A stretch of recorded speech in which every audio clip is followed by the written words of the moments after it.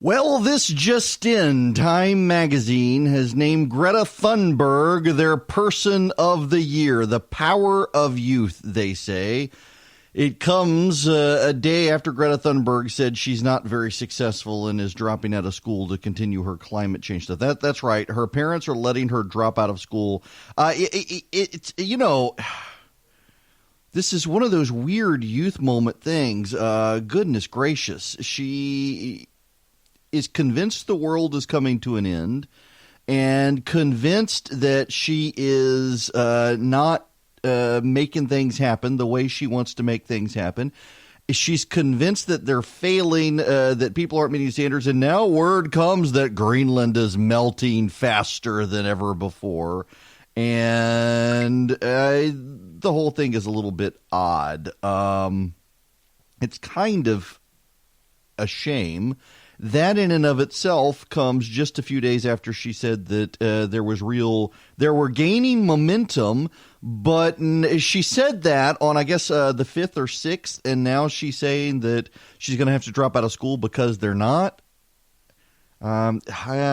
This audio is so screwed up, I can't actually get it played. But nonetheless, Greta Thunberg, she's going to be Times Person of the Year. Greta Thunberg is the 16-year-old who is adamant that the world is coming to an end in 10 years, forced her mother to give up her international career because her mother would have to fly on a plane. Thunberg gets to sail around the world in yachts of princes and wants you to not travel unless you have yachts of princes to do it. Can we just acknowledge that Times Person of the Year is silly?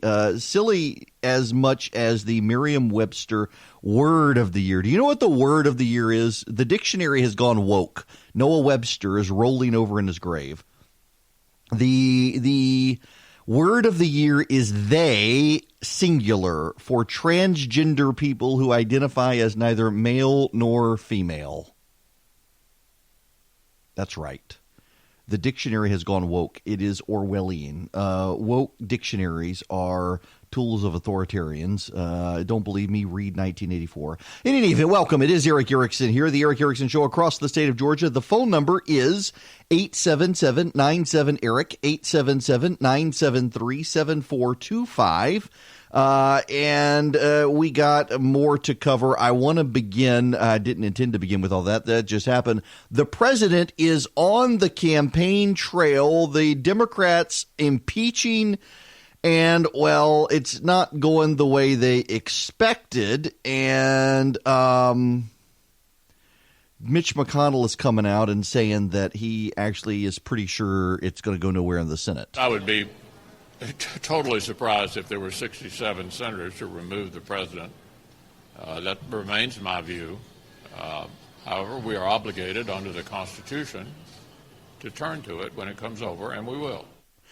Yeah, this is the thing. There's apparently a great divide between the White House and the Senate on this issue and Mitch McConnell. I suspect they're going to need to let McConnell lead on this. McConnell's interpretation of the Senate rules is pretty consistent with the way they've done this in the past, and you need to understand this. The Senate cannot just all of a sudden change the rules. To change the rules midway through a Senate session requires a 2/3 vote, which they're not going to get. And the rules of the Senate as they presently stand say there has to be a trial.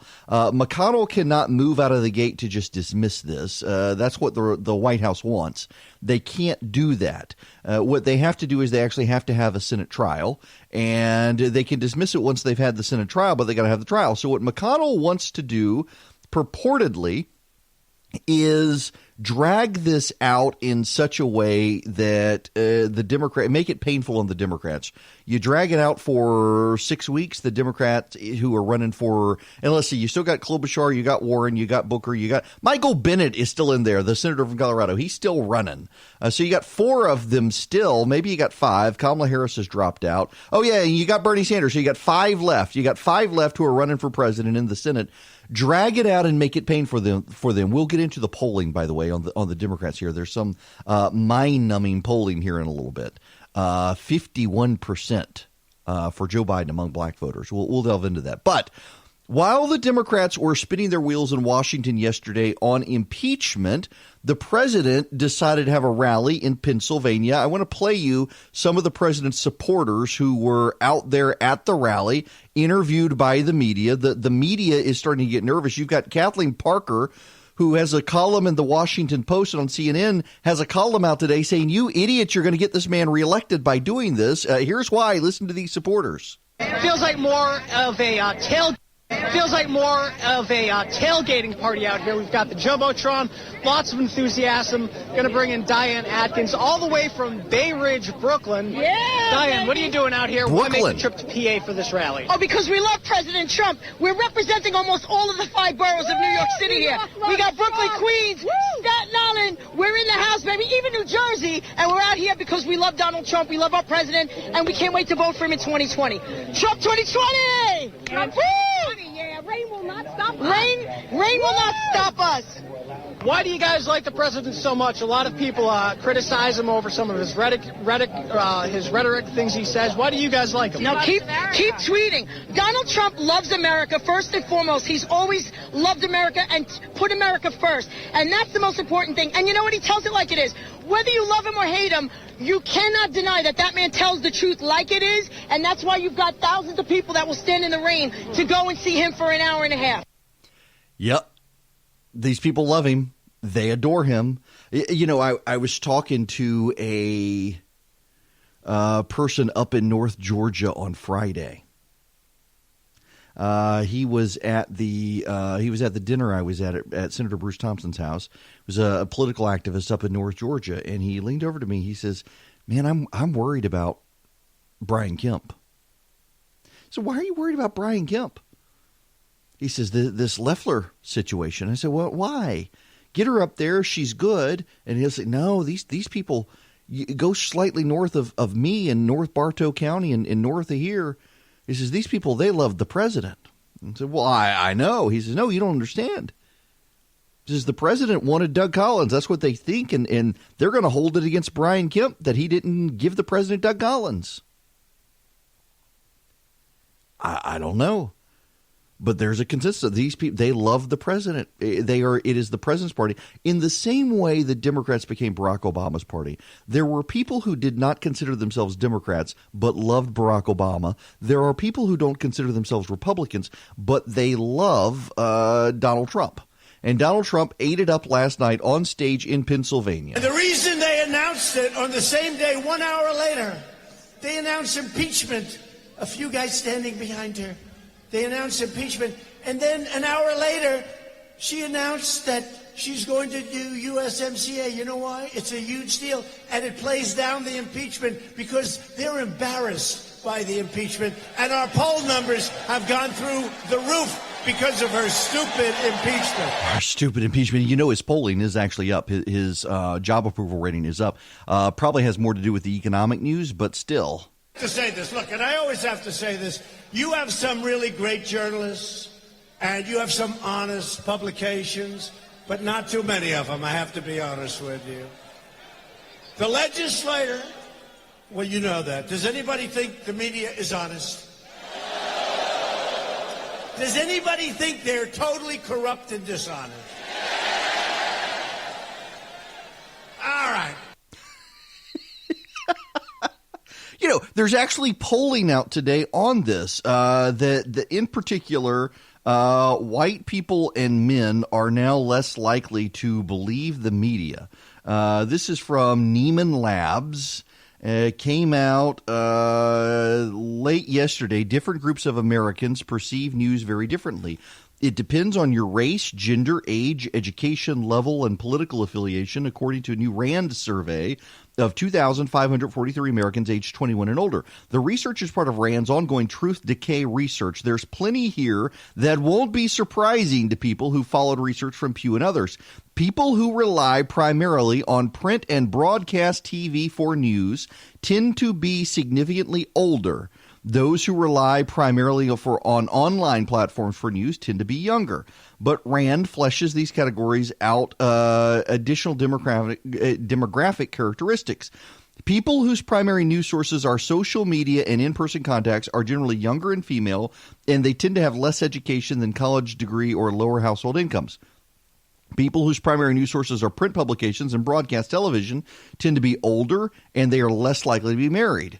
People whose primary news source is radio are significantly more likely to be male, less likely to be retired, and more likely to have college degrees.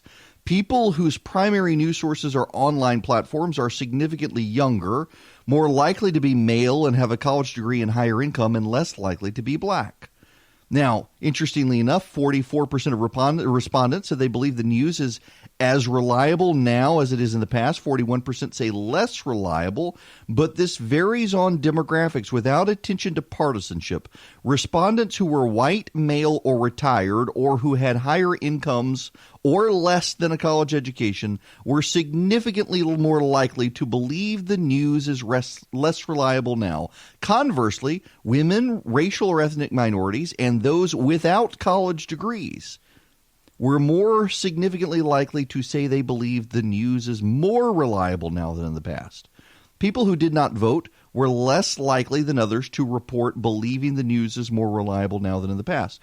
Compared with Clinton voters, those who voted for anyone else were more than 3 times as likely to report a perception the news is less reliable. Married people and people who voted for someone other than Trump or Clinton were much more likely to rate obtaining news in person as the most reliable method.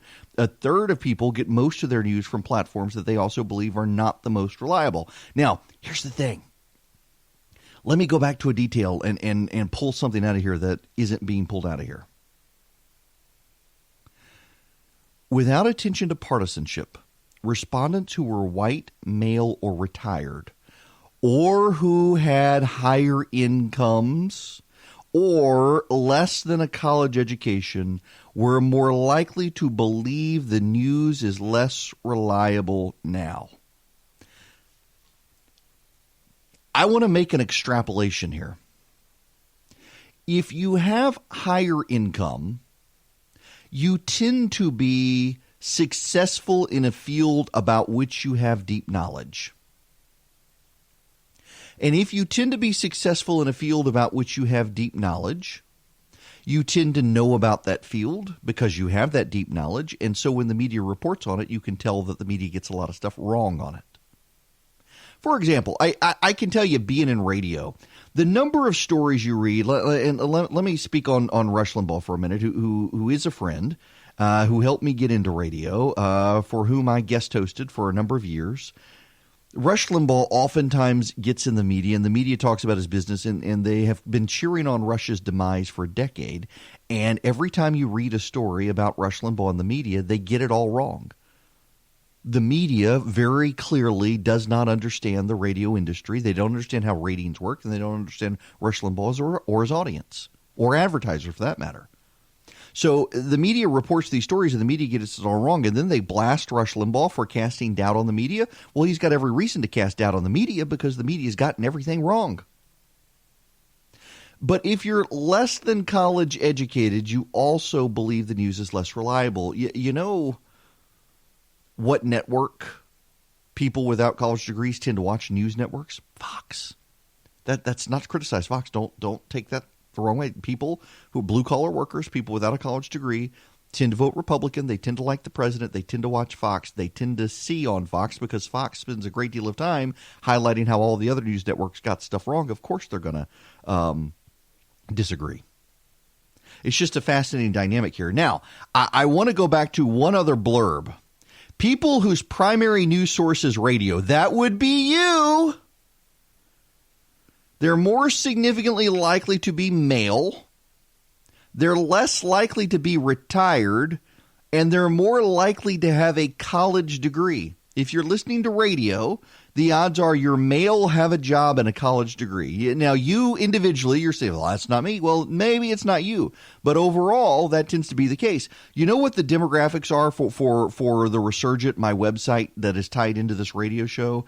42-year-old male father of 3 who spends 30 minutes in the car commuting to a white-collar job where he makes 6 figures. Actually, $80,000 is the median income, $80,000 and up typically. He cares more about sports than he does the news, but he listens to this radio program and goes to my website because he feels like he needs to be engaged in politics for the sake of his children. That is the demographics of people who connect to me. 42, father of 3, commutes 30 minutes, white-collar job, $80,000 a year job. That's it. Now, that may not be you, but that tends to be the average, which is interesting. But it all goes back to this. I have for years now done this psychographic. They call it psychographic, not just demographic. What are their interests and things like that, not just whether they're white or black or male or female. And it's been very consistent over time. The number of people who have connected with me online or on radio are late 30s, mid 30s to 40s. So they're older and they're younger, but that tends to be the average. And they don't like politics. In fact, that's one reason I try to make a point not to spend all of my time on politics is they don't like politics. They would rather talk about other stuff, but they feel like they've got to be engaged. And they're coming just for street shooting news more than anything. We're seeing this. And for the president to go on the attack on the media last night in his rally, as he's been doing, it works and the media hates it. The media is really mad about it, but it works because people get the joke. The only people who don't are people in the media. Okay, I got to tell you, I do this on the other radio show, but if you go to omahasteaks.com, I'm doing this. They're not actually paying me here to do this. I just actually am a customer and love them, and I got some of these bacon wrap fillets from Omaha Steaks with a deal they're doing. It's really good. If you go to omahasteaks.com and you put my first name, Eric, E-R-I-C-K, in the search bar, you can get an incredible deal on these bacon wrap fillets, and they got pork chops and potatoes au gratin and other stuff they send to you. It's good. And if you want a great deal for somebody, I think it's $69. It's a big pile of food. Just go to omahasteaks.com and put Eric in the search bar. It's awesome. And again, this isn't an ad. It really isn't. I love them. And I am doing a deal with them somewhere else, but I figured I'd share it with you because it's a great deal. Now, David in Kennesaw, going to go to you first today. Welcome. Hi, Eric. How are you? Good. How are you? Good, thanks. I just wanted to talk about the potential for the Senate to get into some of the issues, the Democrat corruption that the Republicans in the House were not allowed to bring certain witnesses. And in the Senate, it seems like I saw a story today that Lindsey Graham perhaps is not willing to go there. But I know some people were hoping that some of these issues on the Democrat side could be brought up in a Senate trial. Is Lindsey Graham afraid of opening Pandora's box, or what do you think? Well, so the question is over Biden, whether or not they could bring up some of the stuff on Biden and Burisma.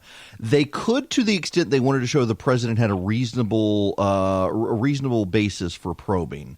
And they may do that. Here's the thing about impeachment, David. The Republicans in the Senate can work with the Democrats to lay out the rules. If they can't get agreement, they use the Clinton rules.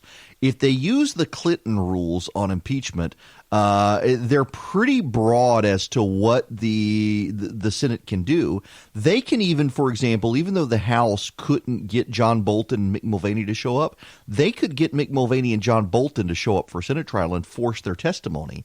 And the courts have to stay out of it. The rules for the Senate are basically there are no rules when it comes to impeachment other than what the Senate says. And the potential witnesses cannot run to the judiciary and say, wait a second, executive privilege, I don't have to speak. And the president can't claim executive privilege in an impeachment trial either. If the Senate wants someone to testify in impeachment, the Senate gets to have them testify whether they want to or not, which is actually amazing that the Senate gets to do that. And the Chief Justice of the United States signs off on it. So they could. But now here's why Lindsey doesn't want to go down that road. Lindsey Graham wants to drag this out as much as possible to hurt the Democrats running in Iowa and New Hampshire. But he also at the same time doesn't want to do a deep deep dive. He wants to do a superficial dive because he doesn't want to give the Democrats political ammunition to say, wait a second, the Republicans have turned this on Joe Biden. They're trying to protect the president. He wants to actually drag it out and show that the Democrats wasted everybody's time and taxpayer money on impeaching the president for the first time, and show everyone, in fact, that it was a highly political process. And so it's kind of counterintuitive. Lindsey wants to drag it out, but he doesn't want to do a deep dive. And he really wants to spend the time highlighting that this was a partisan political operation by the Democrats who wasted taxpayer money, and make hay out of it in that regard. It is Eric Erickson here. The phone number, 877-97-ERIC, 877-973-7425. I will be sending out a recipe later today. It's a drop sugar cookie recipe, and they're silver dollar sugar cookies, which I never had before. My mother-in-law got the recipe from a friend, and I may have eaten a whole batch. They were highly addictive. They were very good, perfect for Christmas time. If you want the recipe, text recipe to 33777. I'll send it out later today. What happens, just so you know, when you text recipe to 33777, you get a text message back asking for your email address. And when you send your email address, you get signed up for the list. And you'll get an email in your email inbox from me with a link to all the historic recipes I've sent. So the gumbo recipe, the breakfast recipes, the other cookies, everything will be in there. You can click through and find. But that's what happens with the process. Now, the Democrats are spitting mad over something the president did.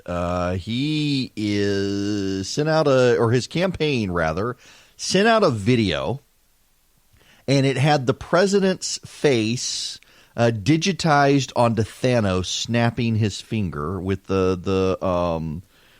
gauntlet on, Infinity Gauntlet on, and then it showed the Democratic press conference where they were announcing impeachment, and all the Democrats turned to ashes.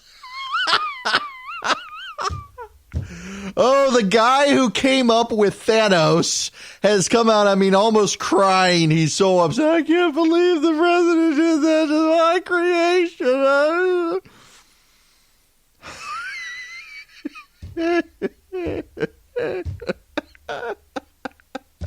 I'm sorry. I realize it's so stupid. It's funny because it's so stupid. The Democrats are really upset with the president, and the media is really upset with the president for this. And it's a stupid meme that was circulated. And this again, there's a reminder here. I bring it up because there is a real reminder here how the president is able to control the narrative in a way that Democrats haven't been able to and can't. They can't do it. The president can come out and tweet out a meme, and they lose their minds over it. Don Lemon had a complete meltdown about it last night, about the president on the Thanos meme. Followed has led him to the brink of impeachment. That's how we got here. In addition to all the lies and all the blustering at tonight's rally, Trump's war room posted a meme on Twitter today showing Trump as the supervillain Thanos from the Marvel Avengers movies, dispatching his Democratic enemies. Take a look at this. I am inevitable. On this solemn day, I recall that the first order of business for members of... And they all turn to ash.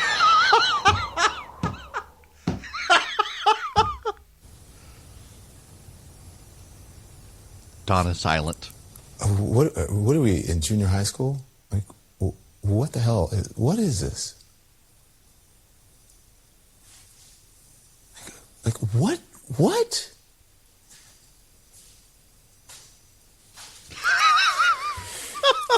I cannot believe that I'm even having to report this on the news.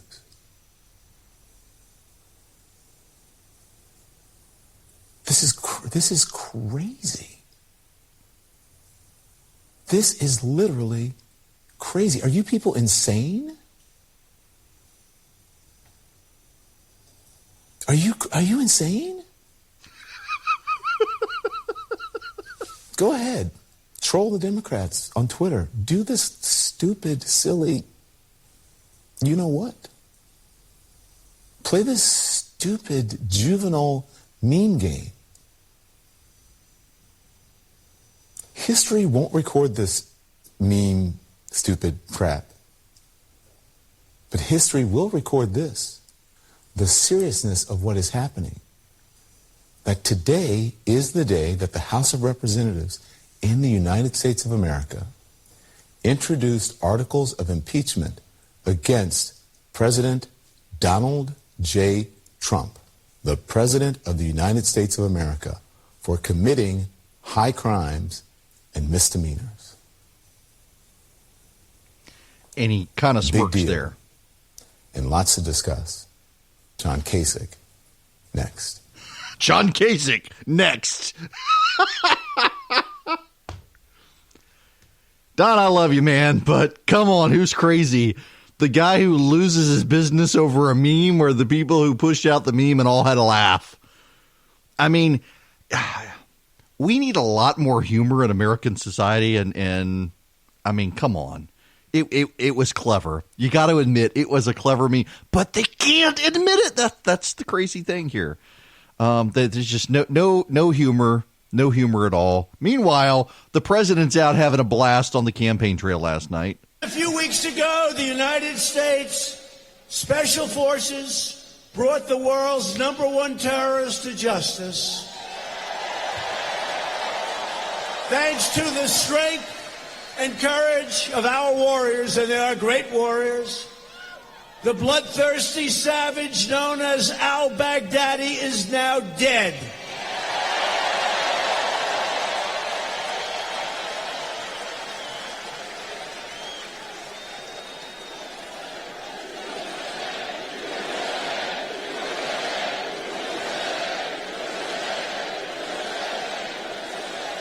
And he was quickly replaced by his second in command. And his second in command is now dead. Yeah, they got stuff to cheer about. He's the president. He can reshape the conversation. You know, they talk about the elite.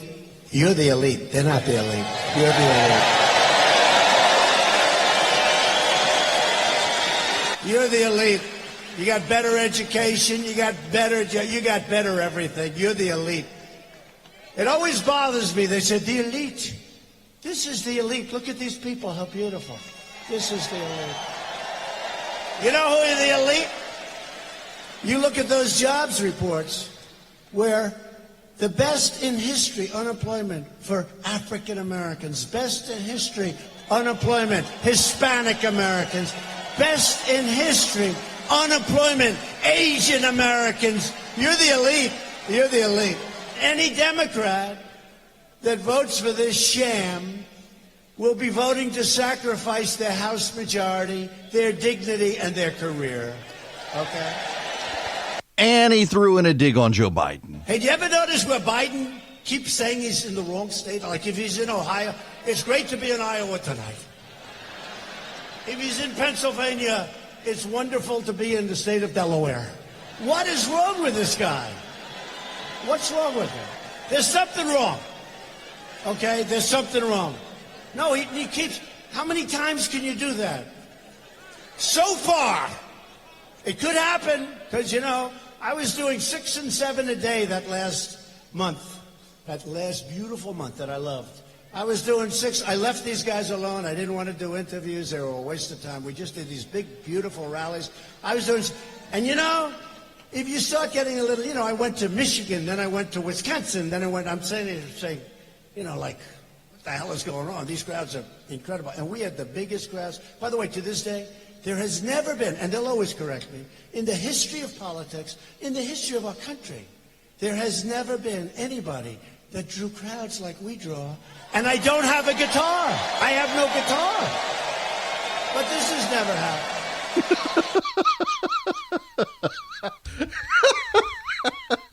Here's the thing. Can we step away from the merits for just, I got some Doug Collins audio on the merits. We'll get there. On the politics of impeachment, I was in law school, I guess. It had just started law school when the Clinton impeachment happened. And while the impeachment was happening, Bill Clinton was flying around the country rallying Democratic voters, whipping them into a frenzy, getting them excited. And there was no corresponding Republican who could do that. It wasn't a campaign year. Now, it is a campaign year with this impeachment trial, but it'll be happening when you got a bunch of Democrats who will be in the Senate and can't leave during the trial. And the other Democrats, maybe Joe Biden can go out and do that. Obama's not going to go out and do that. Clinton's not going to be wanted on the campaign trail to do that. So the president can go out there and rally as not just the commander-in-chief and the president with Air Force One and all the spectacle and motorcade, but the Democrats are still fighting over who's going to be the person on their side. And in fighting over who's going to be the person on their side to figure it out and make it happen, they're going to have trouble with a consistent message against the president other than Orange Man Bad. The president, meanwhile, can talk about how they're wasting time, they're not getting things done, they're dragging things out. Now, that's one reason that Nancy Pelosi is trying to do USMCA and paid family leave at the same time, is she wants to neutralize the Democrats' ability, or neutralize the Republicans' ability, rather, to go out and say, look, they're doing nothing. She wants to be able to go out and say, look, we're getting all this other stuff done, too. But then that gives legitimacy to the president. So it gives legitimacy to the president, and it doesn't give legitimacy to the Democrats because the Democrats are still squabbling. It allows the president to do massive fundraising with the base. I got a text message from random number yesterday. Where is this number? This is worth it. Just bear with me. I realize. Yeah, here it is. I got a text message. I don't know how I'm on the list, but turn on the news. House Democrats are filing articles of impeachment. We've activated emergency 5X matching to defend President Trump here. And you click through the link and you go to that WinRed site and it's not to fundraise for the president. It's to help Drew Ferguson and House Republicans defend Trump. It is. It will help. Look, I didn't even realize yesterday. I assumed it was from the president's campaign, and it's not. It is from the campaign of Drew Ferguson from here in Georgia. You click the link and go through, and it is helping Drew Ferguson and House Republicans defend Trump. So it's Drew Ferguson who is fundraising off of this. It's not even the president yesterday with the text message. House Republicans are fundraising. It's incredible. Incredible that they're doing it.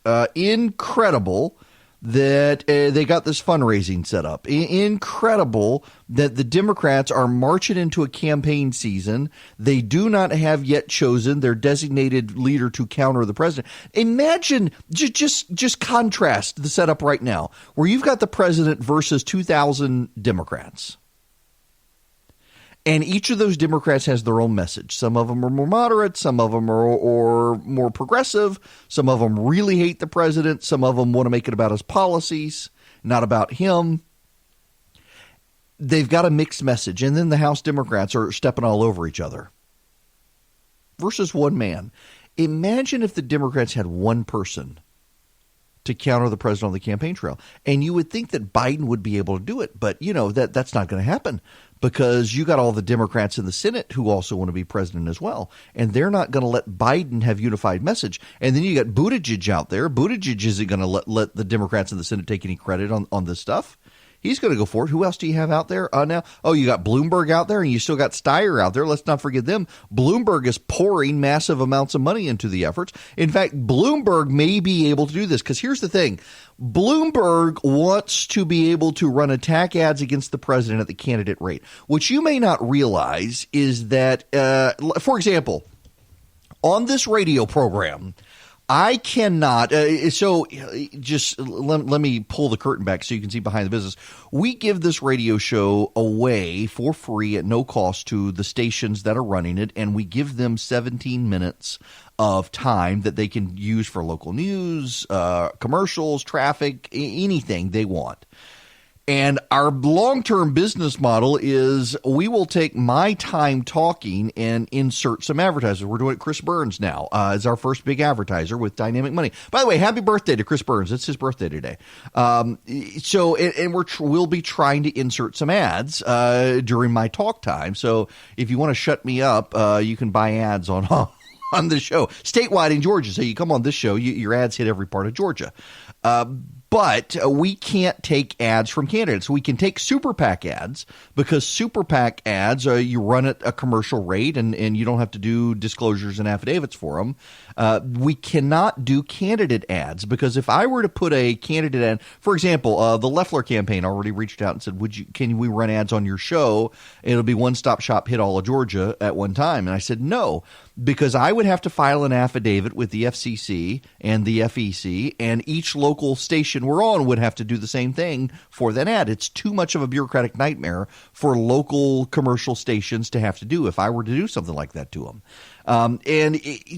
So it's a difficult thing to do. But the reason I can do it with Super PACs is because they're not considered candidates with a candidate rate. Candidates get a discounted rate to advertise on broadcast airwaves. It's one of the deals. The radio station gets the right to use airwaves in this country, and in exchange, they have to allow candidates for federal office, that it doesn't apply to state and local, by the way, federal office, to broadcast at a discounted rate. Bloomberg wants to be able to savage the president. If Bloomberg were to start up a super PAC to savage the president, he would have to pay commercial broadcast rates.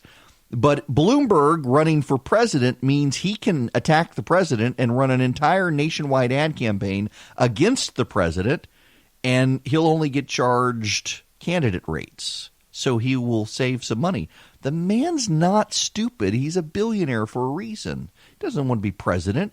He just wants to savage the president without paying super PAC commercial rates on radio and TV. Hello there. It is Eric Erickson. If you want to be a part of the program, 877-97-ERIC, 877-973-7425.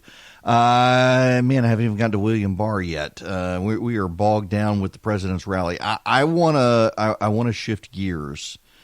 And this is, I realize we're a Georgia show and I'm about to talk about Texas, but I want you to pay attention to this story and consider it a challenge for Georgia. In Texas, new state figures show more children are leaving foster care for safe, permanent homes than are entering the child welfare system. Adoptions surged past 6,000 for the first time, according to Child Protective Services. Additional resources, combined with a tenacious work ethic, have led to unprecedented success for the Department of Family and Child Services, said Governor Greg Abbott. Texas is better because a record number of children have been adopted in 2019 and are experiencing the joy of a loving home this Christmas season.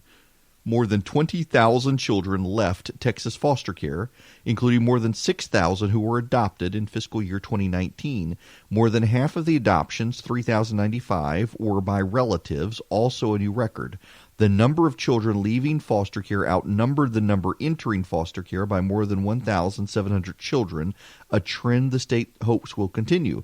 While the number of children entering the state's care has dropped in recent years to 18,615, the number of adoptions has increased by 25% in the last decade. I bring this story up because here in Georgia, we have a lot of kids still in foster care, and the number continues to grow. in large part because of the continuation of the opioid crisis. Parents who get addicted to drugs, families addicted to drugs. I was reading a story the other day about, where was it? Brunswick, maybe? Somewhere, McIntosh County. Yeah, McIntosh County. A family where all of the adults in the house have an opioid addiction. And the kids have had to go into foster care. It's really amazing to me. It's sad. It is so sad to hear. So sad to think about. And, you know, I've seen research. I was talking to a market analyst a while back who told me that on particularly TV news, one of the topics that local TV news and local radio news, for that matter, are encouraged not to cover is the opioid crisis, which is a huge crisis the national media is covering. Why is local news encouraged not to talk about it? Well, it's because every single person listening to me right now probably knows someone who has battled or is battling an opioid addiction. That's how pervasive it is. And it depresses you, and so you don't want to think about it. And so here I am killing everybody's ratings talking about it. But seriously, though, foster care in Georgia needs your help. DFACS actually needs your help getting presents to kids this Christmas season. If you want to help DFACS cover this, is taxpayers don't pay for Christmas presents for kids. You got to step up and help DFACS. You can text donate to 33777, and I'll send you back the link to DFACS where you can donate to their Santa program for kids in foster care. Let's get every kid in Georgia who's in foster care a Christmas present this year. It's time for me to tell you about my favorite toothbrush. Holiday season is approaching, and you can get the Quip. The Quip is it's a great stocking stuffer. It's a great toothbrush. You know, I had one of those $100 sonic vibrating toothbrushes, and you had to take the charger with you. It was garbage. I didn't like it. The brush head was very small. You could not get the brush head on the toothbrush or the back of your mouth to actually clean the back of your teeth. The Quip is designed by designers and dentists working together. You can totally tell. It's got sensitive sonic vibrations and a timer with 30-second pulses to guide your routine. You got the Quip floss dispenser. It has pre-marked strings, so you can always use the right amount. You got the Quip sends you a new brush head every 3 months. They've got a great toothbrush and now flossing as well. Just go to getquip.com/Erickson to save on gift sets. Get your first brush head refill pack for free with a refill plan. So you get your first brush head refill for free at getquip. QUIP.com/Erickson, getquip.com/Erickson. It is a great toothbrush. It is the toothbrush that I have been using for multiple years. My wife and child use it as well. I really do recommend Quip. I really am a user, and I was before I started doing this commercial. That's why I really recommend it. Getquip.com. Hello and welcome. It is Eric Erickson across the state of Georgia, from the North Georgia mountains to the Florida line, from the Chattahoochee to the Atlantic coast, and now through middle Georgia. You drive down 75 from Chattanooga all the way to Florida now, and you can hear me from 9 to noon. That's fantastic. And I-16 all the way from Macon to Savannah. Until you get to Savannah. We're working on the Savannah market. Welcome. Glad to have you with me. The phone number, if you would like to call in, 877-97-ERIC, 877-973-7425. I feel obligated to note it is cold. They had flurries all the way into the North Atlanta suburbs last night.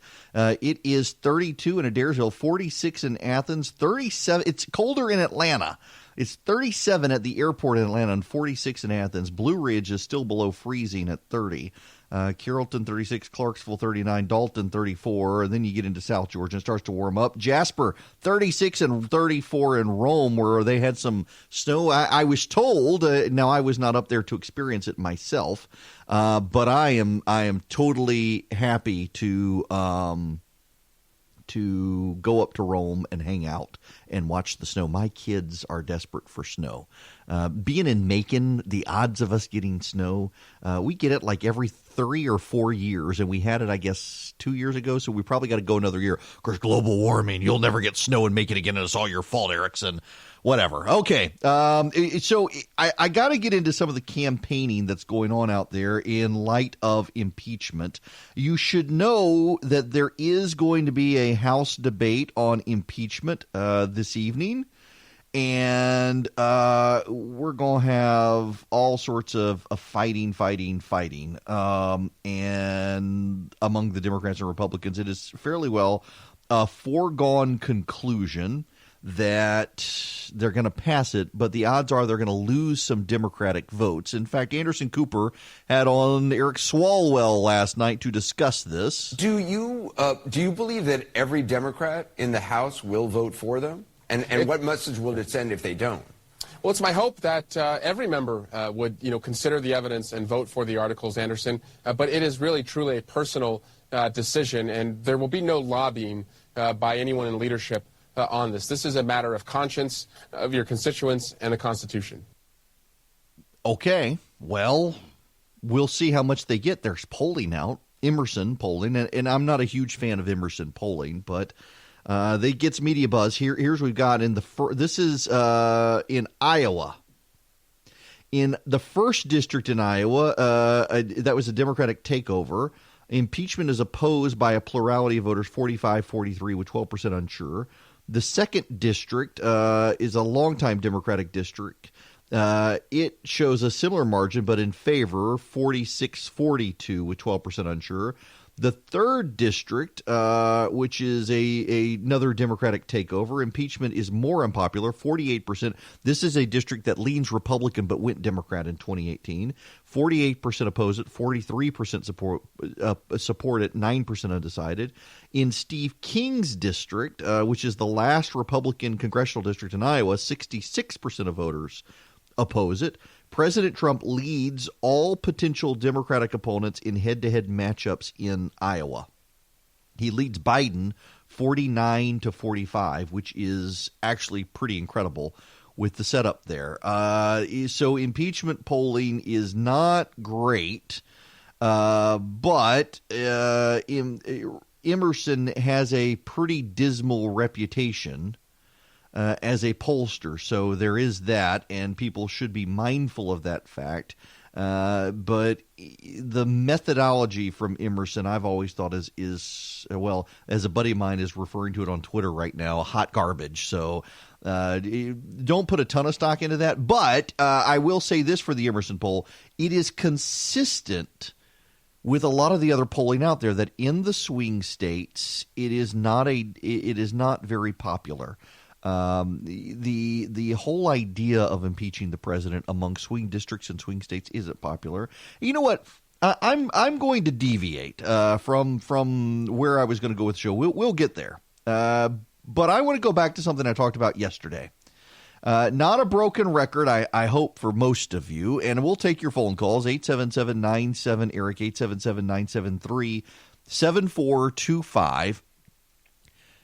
We need to talk about Fox and how this impacts impeachment. For the last several weeks, actually, we've had a lot of Democrats, in fact, complaining, and members of other news networks complaining about Fox's great sway over voters. Morning Consult has some data out. They do a lot of polling, and it turns out that in 70% of congressional districts, Fox News is the most watched news outlet. I want to give you some of this data so you can take stock of this. Fox is the most watched cable news outlet in 299 of the country's 436 districts by a margin of at least 2 points. The conservative-leaning cable giant, which launched in 1996, has led basic cable in total day viewers for 40 consecutive months, according to Nielsen. Residents in 63 districts watch nonpartisan CNN the most by the same margin, and left-leaning MSNBC is the most watched cable news network in just one district, California's second, which is north of San Francisco.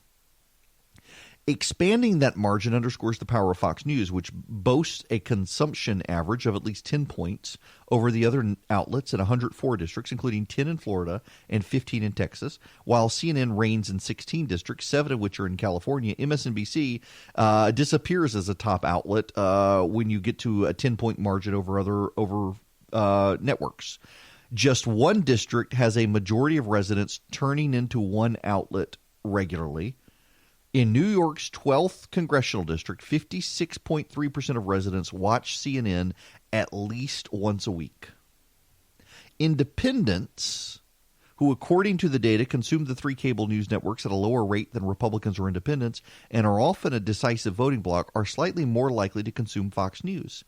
It's the most watched cable channel among independents in 306 districts by a 2-point margin, while independents in 56 districts watch CNN the most. MSNBC, pay attention to this one. MSNBC was not the most watched cable news outlets among independents anywhere in the country. Fox News also has the highest floor among all adults by congressional district. California's 27th, which has been a solidly Democratic district since 2001, has the lowest viewership of Fox News, and still 1 in 5 residents tune in at least once a week. I bring all of this up to say the Democrats went into impeachment with a decision to not even try to get Republicans. I mean, let's not dance around this. And the Democrats want to dance around with it, and the media is helping them spin this. But the reality is the Democrats went into impeachment, and they really did believe that they would never, ever be able to get any Republican to go along with the idea of impeaching the president. And so they weren't even going to try to persuade Republicans. Instead, what they decided to do is a two-pronged approach. If you support the president, you're enabling corruption, and you're a partisan. If you support the Democrats, you're a patriot. You're either a patriot or a partisan. You can't do any other option. There are no other options for you. Now, that's not actually the way the world works. The Democrats have made a fundamental mistake of believing the press related to impeachment. They really do believe the president can go out on Fifth Avenue and shoot someone and all the Republicans would be okay with it. They believe that. If you're listening right now and you're a partisan on the left, the odds are you believe that. And I can tell you it's not true. It's not true. The Republicans in Congress, however, know that they have a very steep burden when it comes to the president's base because the president's base is very loyal. So you got to find something that really gets those Republicans in Congress to decide it's worth me voting against my constituents, or I'm going to join you and maybe we can persuade constituencies bad. But they can't do it. And one of the reasons that the Democrats can't do it is because they've been out to get the president since the very beginning. It is a boy who cries wolf scenario. They've been demanding the impeachment of the president since day one. The media has been demanding the impeachment of the president since day one. And so it becomes harder and harder for them to make a claim that there is something impeachable when for so long they've been out to get the president and they've never been able to get to a point where it looks like they were willing to give the president any sort of benefit of the doubt. I mean, they've been after the president since day one.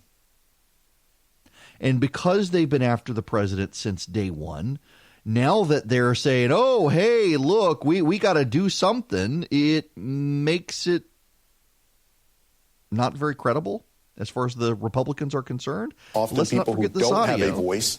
No, that's the wrong audio. I remember the bombshell audio I paid for you, or played for you, where the Democrats were just bombshell, bombshell, bombshell, bombshell.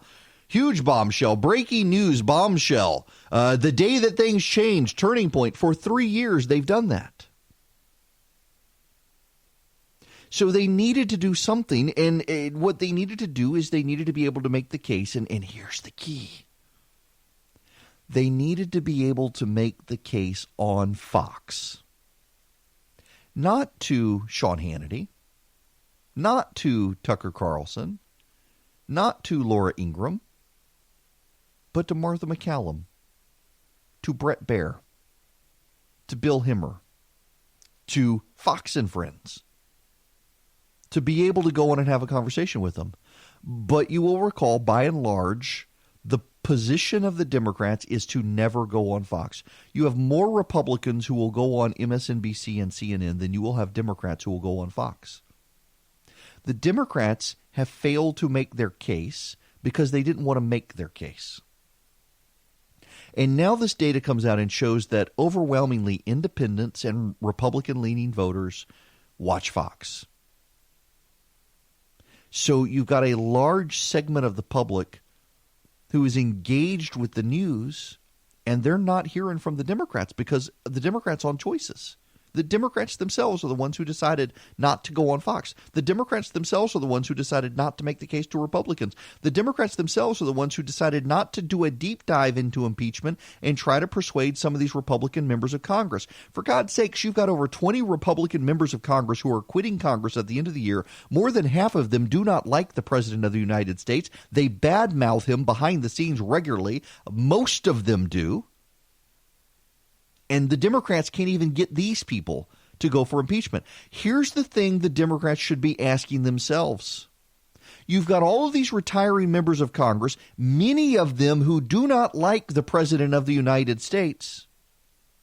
And yet they can't get these members of Congress who are leaving, who never have to stand before the voters again, who can give the middle finger to the voters and the president they do not even like. And they're not picking them up. Why? Why is Will Hurd not voting for impeachment? Why are these other Republicans who are leaving, who don't care for the president, not voting for impeachment? And the Democrats don't even want to ask themselves the question.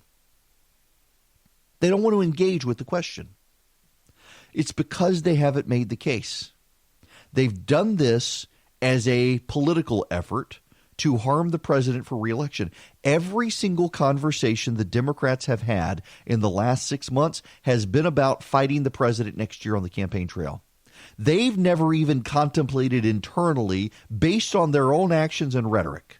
They've never contemplated internally impeachment would be successful. It was all a publicity stunt. There are Republicans in this Congress who do not like the president and would be happy to see him gone, and they do not care what you or I think. And the Democrats have not been able to persuade a single one of them to go along for the ride on this. Why? The Democrats should be asking that question, and they're not. And that tells you everything you need to know about the Democrats and impeachment.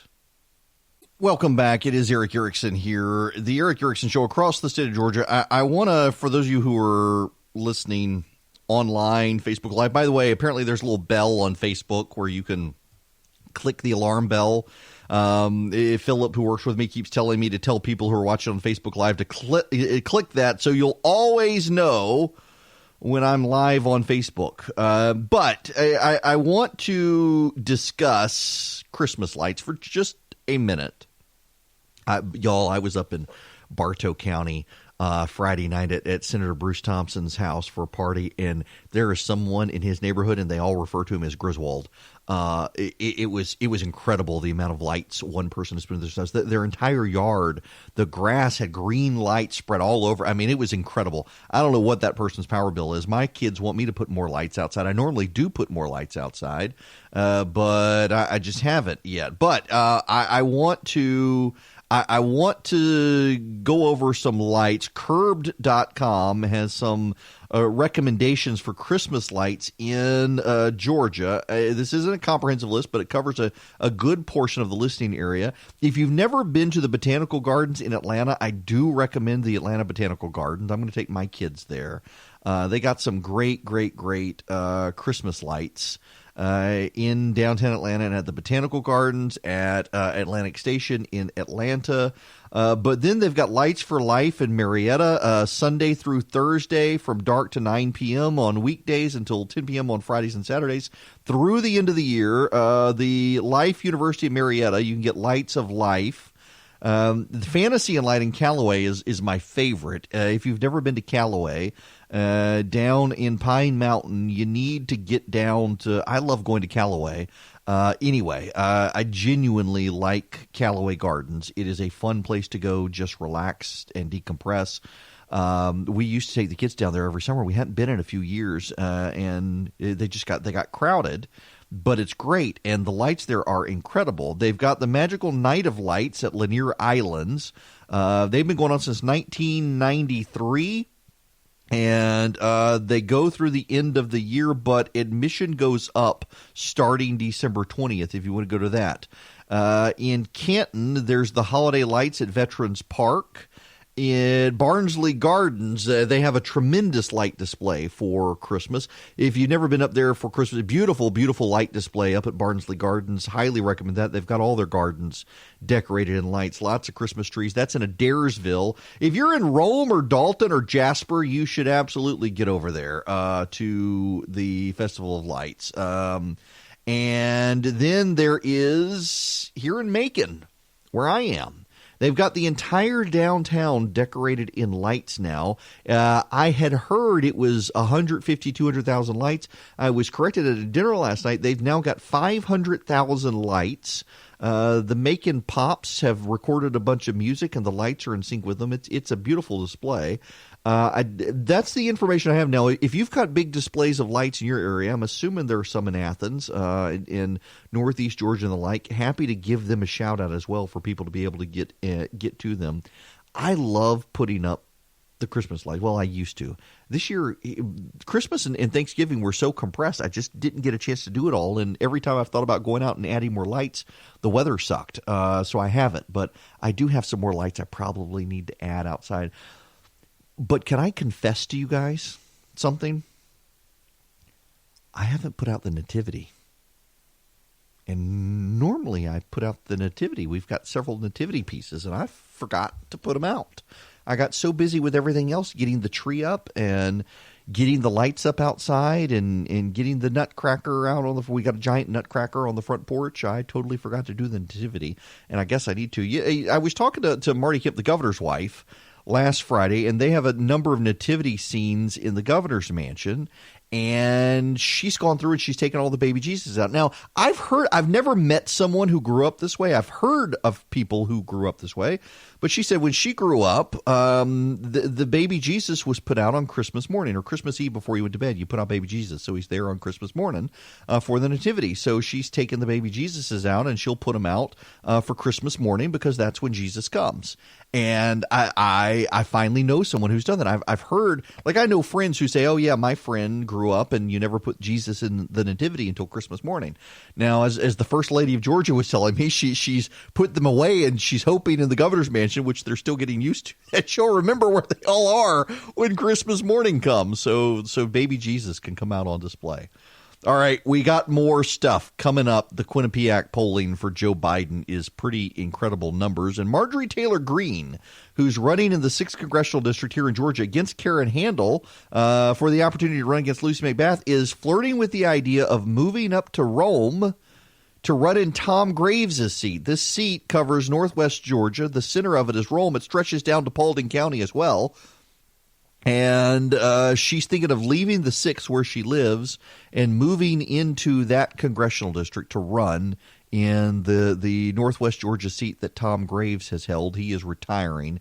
We will get into all of that, and we'll do a deep dive on impeachment so you can be the most educated person in your circle of friends on what impeachment actually means.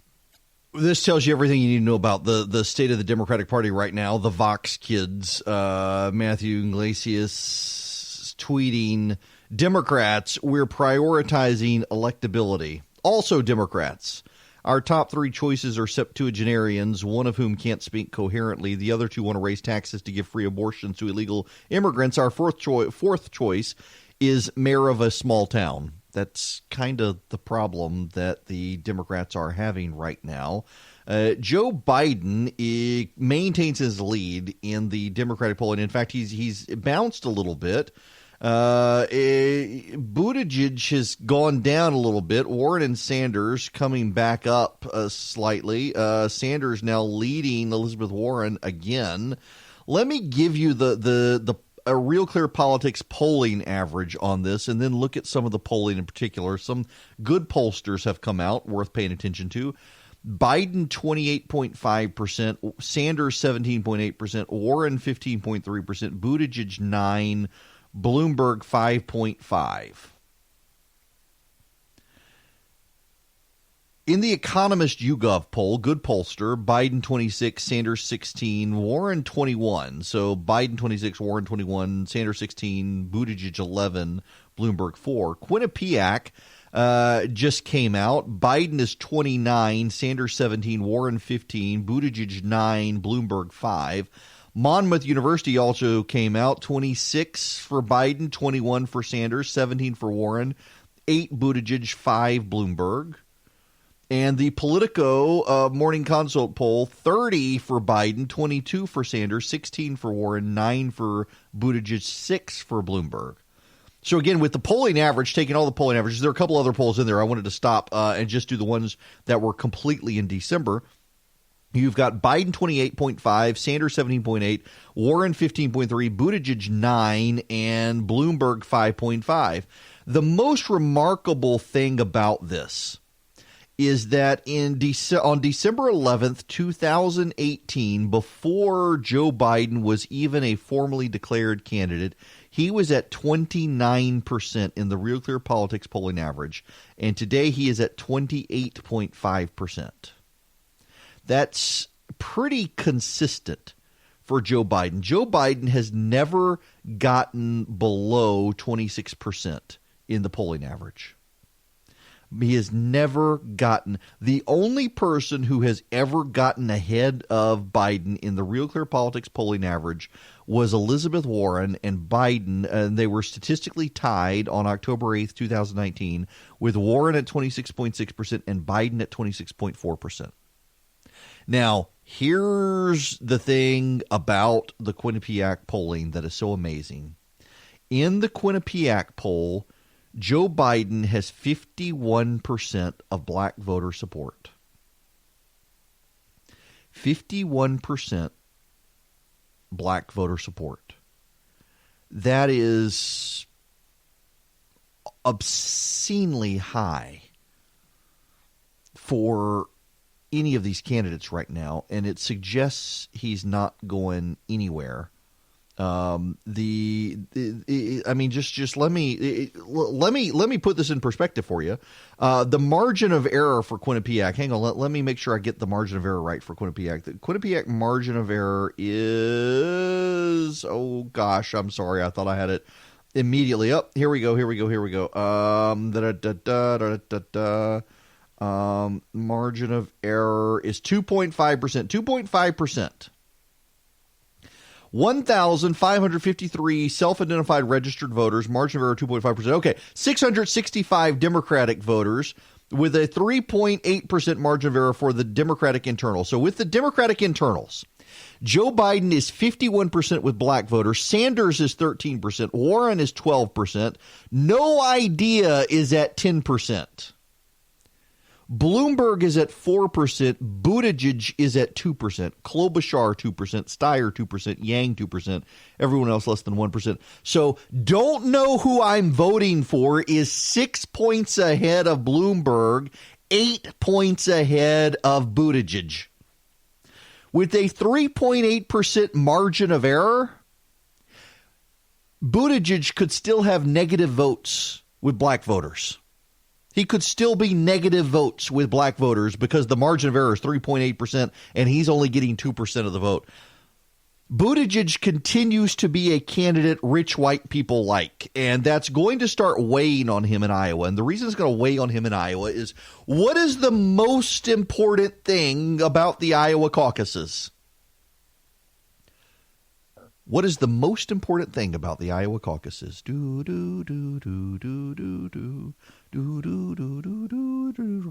got an answer? I'll tell you. It's first. The Iowa caucuses are, particularly among the Democrats, highly unrepresentative of the Democratic Party. It is overwhelmingly white, overwhelmingly old, overwhelmingly straight. It is not representative of the Democratic Party. The diversity of Iowa is the diversity of snowflakes. Every single one is individually unique, and they're all white. That is the Iowa caucus. And it's going to be problematic for Pete Buttigieg because though Iowa is really white, the Iowa caucuses, the most important thing about it is first. And the Iowa caucuses want to stay first. And the Iowa caucus voters, Democrat and Republican alike, really do believe if you go too far outside the mainstream of electability in candidates, that's going to hurt their rationale for staying first. If Iowa were to give Pete Buttigieg the nomination and then he flamed out everywhere else, I mean, just blaze of glory, burns out, can't get traction anywhere, then there would be a compelling argument for removing the first-in-the-nation caucus status for Iowa, because the Iowa voters are so far out of line with everyone else. So as you get closer, what tends to happen, and there's been some political science research done on the polling here over the last number of caucuses and over the last several decades, that the candidates who are gaining traction in Iowa, but the news cycle is reporting they're not gaining traction anywhere else, they begin to fade in Iowa. And they begin to fade in Iowa because the Iowa voters, Democrats in their caucus, Republicans in their caucus, decide it would be bad for them to pick a candidate so far out of the mainstream of the Democratic Party in terms of levels of support that they are cratering and lose their opportunity to continue to be first in the nation. They can't go with someone who the rest of the party and the rest of the states reject. Now, let me read you some of the Quinnipiac polling data. In the Democratic primary race for president, Joe Biden is in the best position he's had since into the summer. 29% of Democrats and independent voters who lean Democrat are supporting him. I love that they do the pronunciation guide. Kwin, Quinn, P-E-A-P ACK, ACK, Quinnipiac, the Quinnipiac University National Poll. Biden is followed by Sanders, and then Warren, and then Buttigieg. Michael Bloomberg has 5%, Andrew Yang 4%, Klobuchar 3%. No other candidate tops 2%. In November, Biden had 24, Buttigieg 16, Elizabeth Warren 14, Sanders 13. This is the first time Biden has had a double-digit lead since August, and Sanders' best number since June. While Warren's numbers seem to have stabilized, Buttigieg's numbers have dipped. Slightly more than half of all registered voters, 51%, think President Trump should not be impeached. Breaking news, this is actually a big headline. Slightly more than half of all registered voters tend to think the president should not be impeached and removed from office. 45% say he should be impeached and removed. Now, why is this important? If you are a longtime listener of this program, I'm letting your brain spin. Are you ready for this? I need you to pay attention to this, please. Just while you're typing away on your keyboard at the office and you're listening to me, you're in your car and you're distracted, I need you to listen right now. Pay attention. I'm not going to whistle on the radio. 51% of registered voters think the president should not be impeached and removed from office. The reason this is important is because in groups of polls, registered voters tend to lean Democrat. If you were to survey all adult Americans, you would have a 4 to 6 percentage point skew towards the Democrats. When you poll registered voters, you have a 2 to 4 percentage point skew towards the Democrats. It's only when you get to likely voters that the Democrats have no more than a 2 percentage point polling, the margin of error basically, 2 percentage points. The reason for that has a lot to do with the lack of people who vote and the self-identification of people who vote. There are actually more people in this country who lean towards the Democrats, maybe not socially, but they certainly do lean towards the Democrats. They view the Republican Party as the party of rich, white, elite people, even though the Democratic Party now is the party of rich, white, elite people. Look at Buttigieg's success, but that's how the American public sees it. And so if you're a poor to middle-class person in this country, you tend to still identify to this day as more Democrat and tend to be more sympathetic to Democrats. It's only when you get to the people who actually vote in this country, the actual likely voters, where you get a real good mix of evenness. So You've got 51% of the president should not be impeached and removed from office with registered voters. That means the odds are 53 to 54% of Americans actually oppose the president being impeached and removed from office when you get to likely voters. So a majority of Americans in this, you add in likely voters, you see an even a bigger shift towards the president, oppose impeachment of the president of the United States right now and removal. That's a pretty significant percentage point. If the general election for president were held today, 51% of registered voters, again, 51% of registered voters would vote for Joe Biden. So reduce that by 2 points, you get him at 49%. 42% say they would vote for President Trump. Boost that by likely voters by 2 percentage points. So it would be 44 to 48 for Biden against the president with likely voters. When Trump is matched against other Democratic contenders, the race remains in single digits. 51-43 Sanders versus Trump, 50-43 Warren versus Trump, 48-42 Bloomberg versus Trump, 48-43 Buttigieg versus Trump, 47-43 Klobuchar versus Trump. At this point in the 2016 cycle, Quinnipiac found that 47% of voters said they would vote for Hillary Clinton, 41% said they would vote for Donald Trump. Today, voters give the president his highest score on his handling of the economy. 54% approve of the way he's handling the economy, which is actually staggering that the president's would lose to any of the Democrats, given that 54% of people approve of his handling of the economy. 57% of voters say they are better off today than they were 4 years ago. That's pretty striking. Now, among top Democratic presidential candidates, none are especially well liked by registered voters. 44% to 47% favorable, unfavorable for Biden. 44-48 favorable, unfavorable for Sanders. 38-45 for Warren. 31-29 for Buttigieg. 24-23 Klobuchar. 21 to 40 for Bloomberg. All of the Democrats are underwater, and so is the president. Here's the thing. Let's step back in the Wayback Machine real quick. Let's go back to 2004. George W. Bush was losing to John Kerry. George W. Bush was losing to John Kerry. He was not ahead. But what happened? The Democrats took so long to get their nominee, and it was such a bloody affair.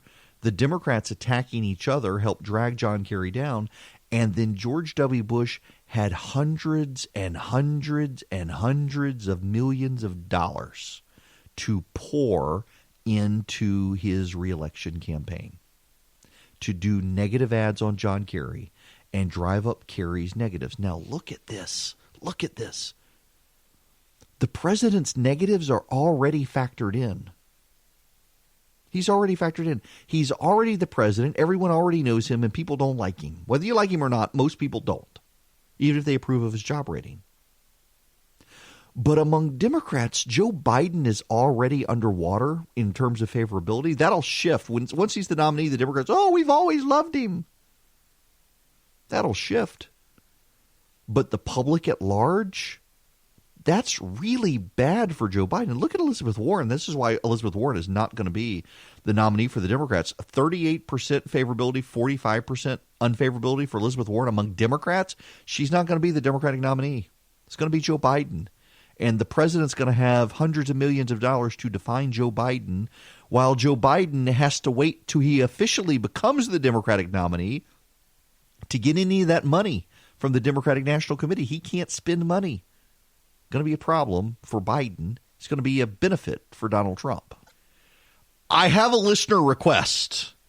We got to go back to the first hour. For those of you who weren't here the first hour, you missed the outrage. It was outrageous. How dare he? Outrage of the president of the United States' campaign team tweeting out a meme. It was a video with the president's head digitized onto Thanos, as Thanos snaps wearing the Infinity Gauntlet, and the Democrats holding their press conference about impeachment all turned to ash. Don Lemon was upset. I've had multiple listener requests, not just one of you, has wanted me to replay the Don Lemon audio so you followed can has hear led it. him to the brink of impeachment. That's how we got here. In addition to all the lies and all the blustering at tonight's rally, Trump's war room posted a meme on Twitter today showing Trump as the supervillain Thanos from the Marvel Avengers movies, dispatching his Democratic enemies. Take a look at this. I am inevitable. On this solemn day, I recall that the first order of business for members of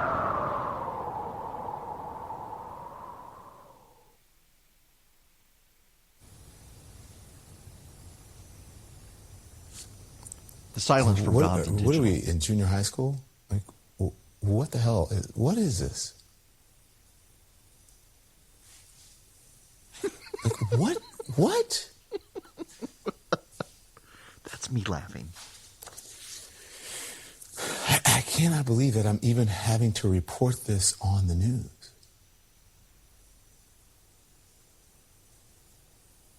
This is crazy. This is literally crazy. Are you people insane? Are you insane? Go ahead. Troll the Democrats on Twitter. Do this stupid, silly, you know what? Play this stupid, juvenile meme game. History won't record this meme, stupid crap. But history will record this. The seriousness of what is happening. That today is the day that the House of Representatives in the United States of America introduced articles of impeachment against President Donald J.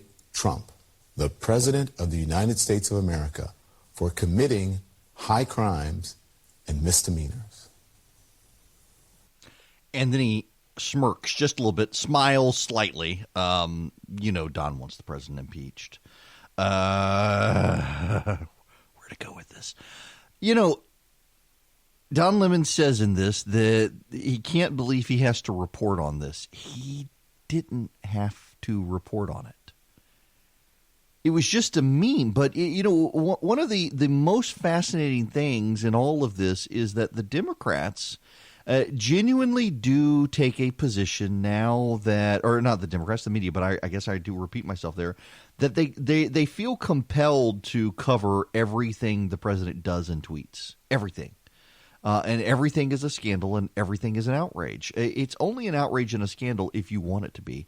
It's only an outrage and a scandal if you want to work yourself up into a frenzy. If you don't want to work yourself up into a frenzy about it, then it's not. There's nothing. You don't have to worry about it. But they are seriously upset about this. Of all things, all the things to be upset about. It's fascinating to me that that's what they're upset about. A meme on Twitter. I got to tell you, the amount of people who just want to be upset about things these days, you do know you don't have to be upset.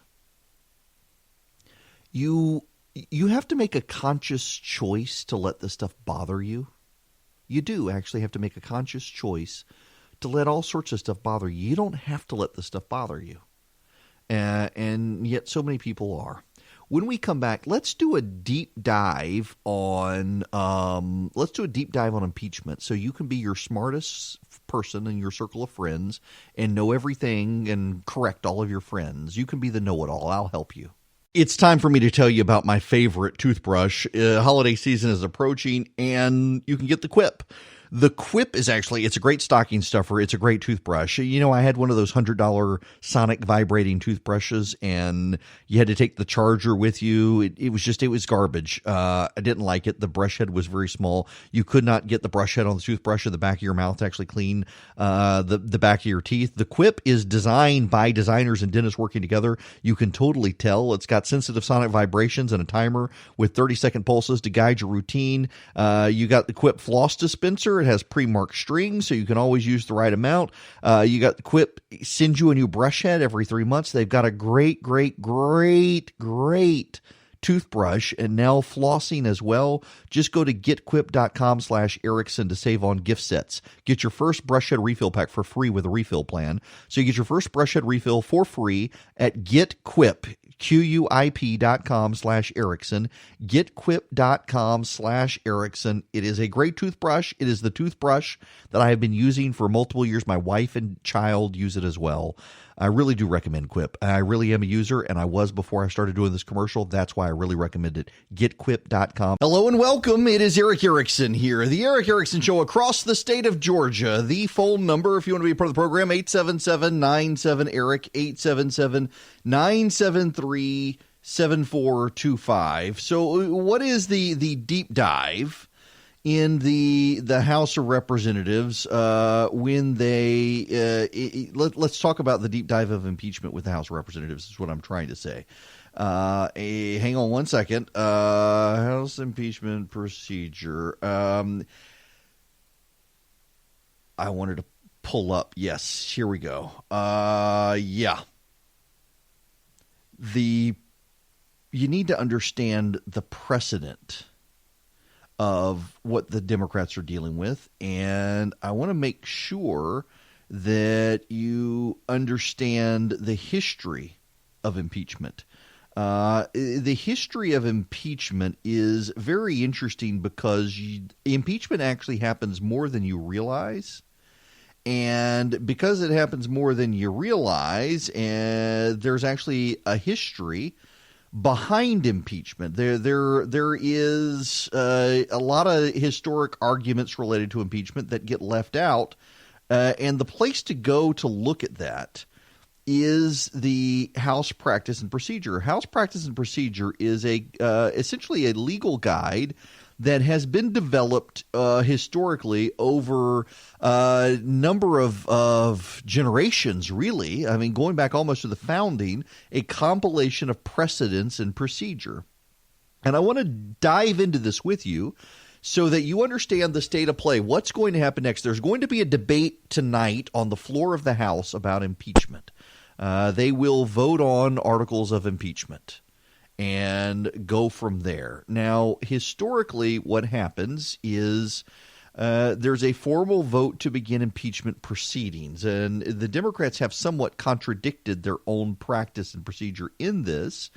But they began by referring impeachment to a committee. They did it with Nixon. They did it with Judge Walter Nixon, Judge Alcee Hastings, Judge Samuel Kent, Judge Thomas Porcius. They did it with Bill Clinton, where a report comes into the House and they refer it to a committee to begin consideration of impeachment, and that committee then drafts articles of impeachment, which are then voted on by the House. The Democrats have defied that to some degree. They have, and it suggests they don't actually have the votes or have not had the votes, and now, of course, they're rushing into this. Let me read you this quote. This is from the House Practice, the Manual on House Precedent Rules and Procedures. Under the modern practice, an impeachment is normally instituted by the House by the adoption of a resolution calling for a committee of investigation of charges against the officer in question. The committee may, after investigation, recommend the dismissal of charges or may recommend impeachment.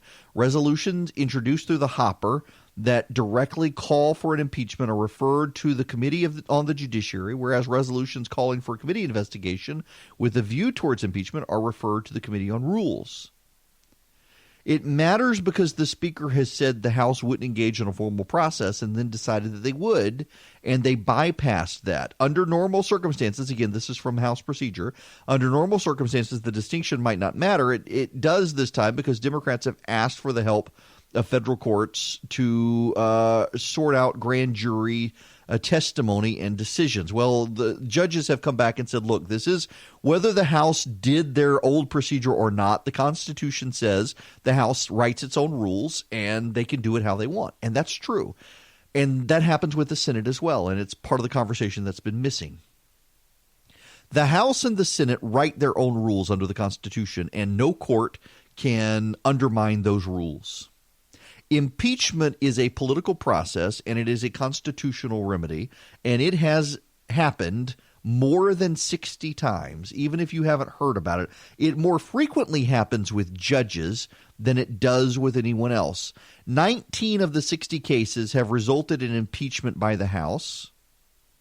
President Johnson in 1868, Secretary of War William Belknap in 1876, Senator William Blount in 1797, President Clinton in 1998, and 15 federal judges. Only 8 impeachments have led to Senate convictions. All of them have been federal judges. Now, I need to clarify for you, of the more than 60 times impeachment proceedings have begun, the majority of those times, all but 19, the committees abandoned the impeachment effort. So 19 of the cases resulted in articles of impeachment.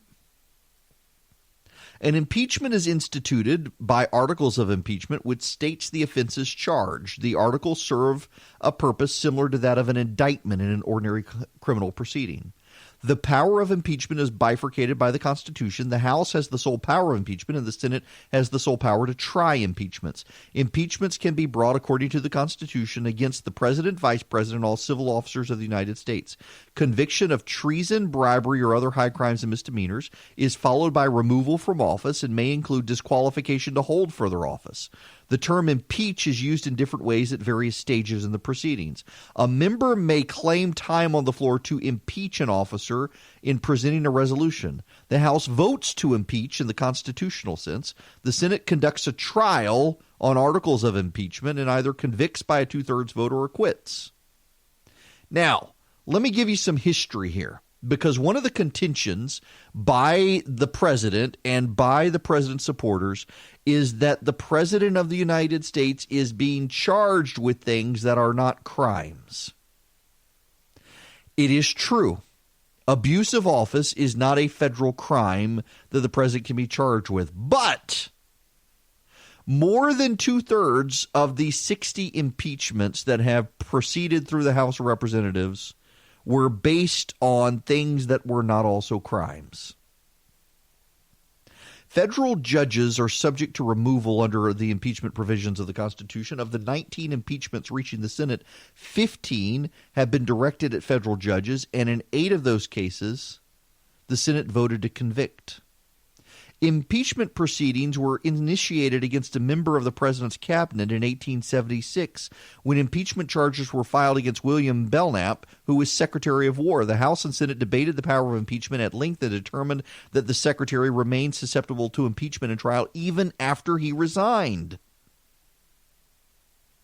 The House and Senate have the power to impeach and try an accused official who has resigned. It was conceded a cabinet official can have that happen, and on the record, it was conceded that both could. In the case of the impeachment proceedings against Richard Nixon and Judge George English in 1926, President Nixon resigned following the Committee of the Judiciary to report to the House recommendations of his impeachment. Judge English resigned before commencement of a trial in the Senate, and it was agreed by all sides that the impeachment could continue, but they did abandon the matter anyway.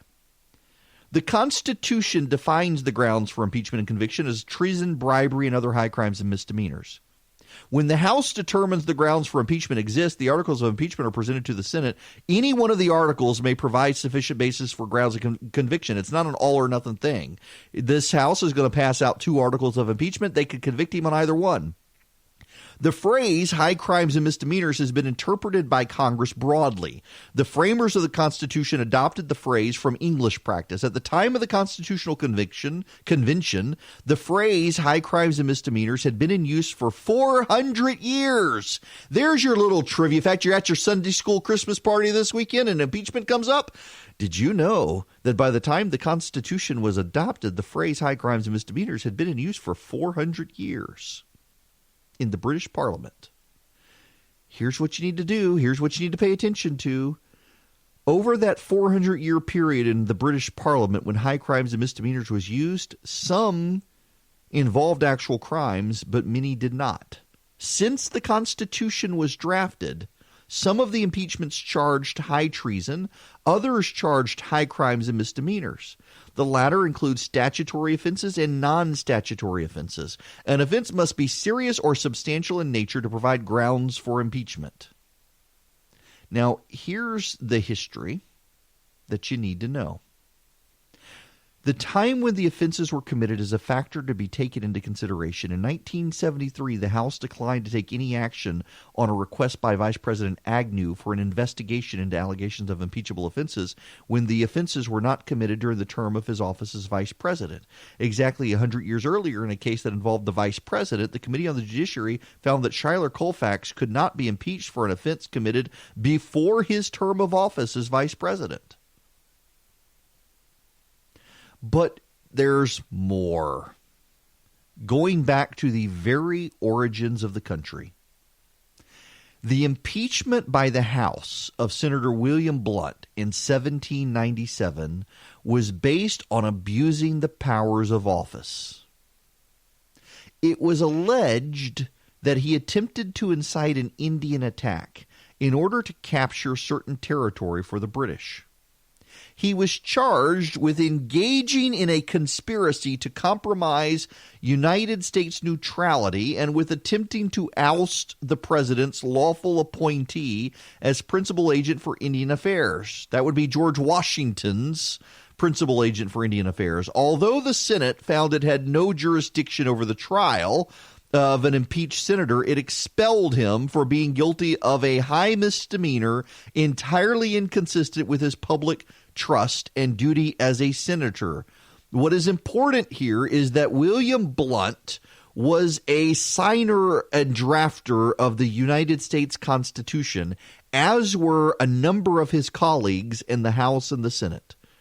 They all participated in the drafting of the House and the Senate. He was the very first person to be impeached by the Congress after the Constitution had been ratified. The people who impeached William Blount were people who had written the Constitution, had voted in favor or against the Constitution, had read the Federalist Papers, and George Washington was President of the United States. And the very first impeachment of the very first person conducted by members of the signing party and drafting party of the Constitution in 1797 involved something that was an abuse of power but wasn't a crime.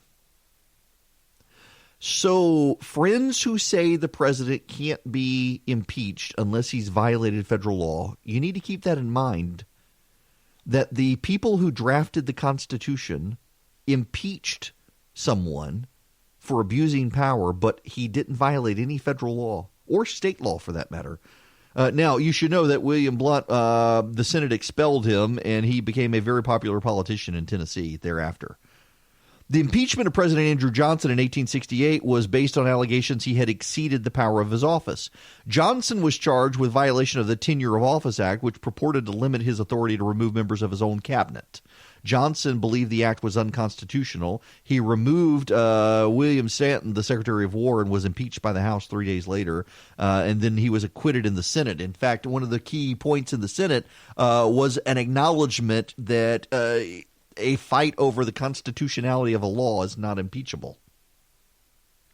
A serious abuse of the powers of the office was a charge included in the articles impeaching Richard Nixon in 1974.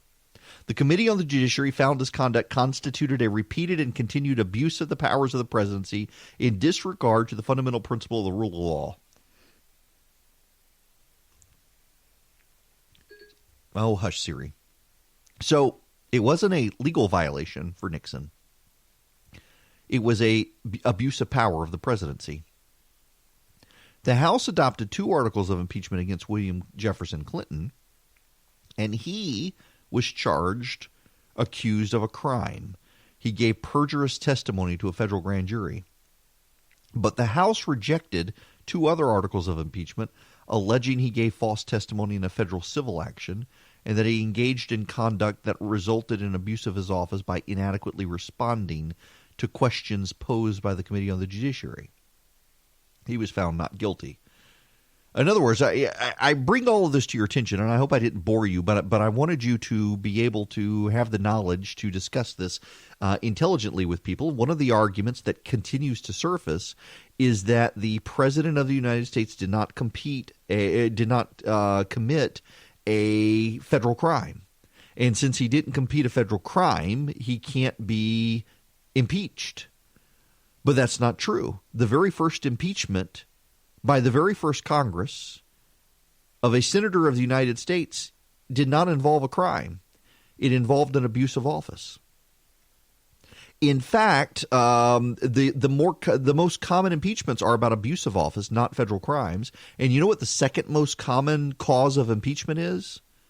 Behavior grossly incompatible with the office. What is behavior grossly incompatible with the office? Well, Judge John Pickering was impeached in 1803 because he was so drunk on the stand overseeing a trial that the House and Senate decided his behavior was incompatible with the office.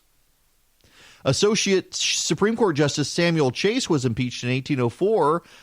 He was charged with permitting his partisan views to influence his conduct in trials. He was acquitted by the Senate.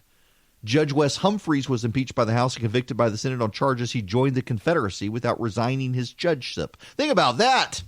He was impeached for just not resigning his judgeship. Had he resigned his judgeship and joined the Confederacy, they wouldn't have impeached him. Mark Delaney was a judge. He was impeached in 1873 for personal habits that included getting drunk and taking bribes. He resigned and the Senate failed to impeach. George English was impeached by the House in 1926 for showing judicial favoritism and his failure to be impartial. It was alleged that his favoritism had created distrust. He resigned. Sam Kent was impeached in 2009 for sexual misconduct with court employees. He resigned before the Senate began its trial. And then, of course, there's Bill Clinton. The third most common thing for impeachment is improper purpose, using the office for personal gain, which is where the Trump impeachment would lie. So the top 3 reasons for impeaching someone are abuse of power, behavior incompatible with the office, and using the office for personal gain, not for violating federal crimes. There are certainly federal criminal statutes that have gotten people impeached, but including Bill Clinton, perjury before grand jury is a federal crime. But by and large, it's abuse of office that gets them impeached, not federal crimes. So when you hear people this weekend at your Sunday school party say, the president hadn't been charged with a crime, how can he be impeached? Well, you can tell them, hey, we've had 60 impeachments since 1797, and 2/3 of them didn't involve federal crimes, just abuse of office. And the first ones were done by the signers of the Constitution. Welcome back. The phone number is 877-97-ERIC, 877-973-7425. Happening right now, they're having Judiciary Committee hearings in the Senate on the Horowitz report. Horowitz is testifying, and, you know, it actually sounds pretty bad for the FBI right now. Nevertheless, we found that investigators failed to meet their basic obligations of ensuring that the FISA applications were scrupulously accurate. We identified significant inaccuracies and omissions in each of the 4 applications, 7 in the first application and a total of 17 by the final renewal application. You know, what's getting drowned out in all the conversation over what the president did or did not do, what the FBI did or did not do, is that the FBI takes out these FISA warrant applications and they failed to disclose to a federal court information that could have been exculpatory. And, well, here's the Attorney General talking about what the FBI did. And I think that leaves open the possibility to infer bad faith. Do you still stand by your statement that the campaign was spied upon? Well, it's clearly spied upon. I mean, that's what electronic surveillance is. I think wiring people up to go in and talk to people and make recordings of their conversations is spying. I think going through people's emails, which they did as a result of the FISA warrant, they went through everything. It's funny to hear the Democrats suddenly say that that's not spying. That's what they're attacking Barr over, is saying that that's not spying. Spying means something else. I don't know that that's going to go well with the American public if they find out the extent of what the FBI actually did.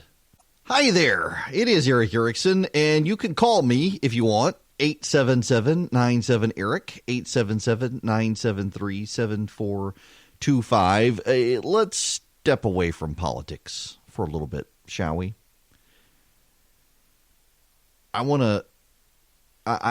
try at this time of year to try to set your mind to other topics, things that, we get so focused in the news, and the news makes so many people so angry these days, and you gotta make a choice to not be angry about it, and I don't want you to be angry about it. I want to tell you about a memory that happened this time in 2006. You remember these sorts of things so clearly because of the sadness about them, and it's a sad memory, but it's got a happy outcome. 13 years ago, the week before Christmas, I was sitting in the mud crying. I was sitting by the rear passenger tire of my old Acura that was falling apart. I had my 1-year-old in my lap. It was raining. I was crying.